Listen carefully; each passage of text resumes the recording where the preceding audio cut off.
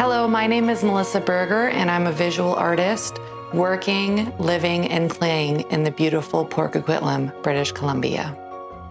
I love weaving because of the whole process, particularly being able to go outside and harvest plants and learn about plants.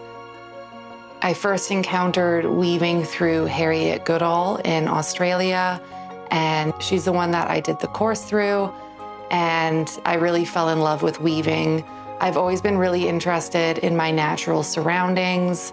I'm always inspecting and looking at different things. As a visual artist, primarily working in paint for the last 10 years, I've always inspected my environment. But what weaving has brought to me is more of a tactile sense, and there's smells and touch, and the weaving process is very repetitive, which I love. And it's not just the harvesting and being outdoors, but I also like dyeing products. I like discovering natural products to use in my dyeing, such as marigold, also things like blackberry juices. So yeah, the whole process, I've become a bit of a fanatic about it. Weaving is a very slow process. It really slows you down. This one basket's probably taken me around 80 hours to make. There's really no rushing with weaving. The whole process takes time.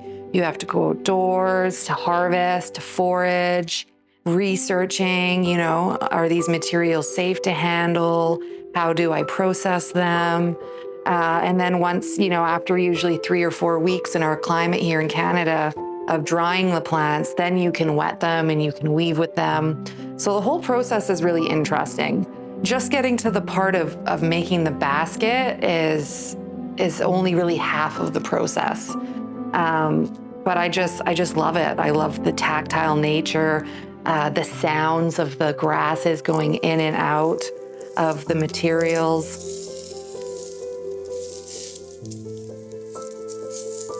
So this basket, before I started weaving with the rattan, I dyed black in sort of this really nice, it's like a red velvet red color.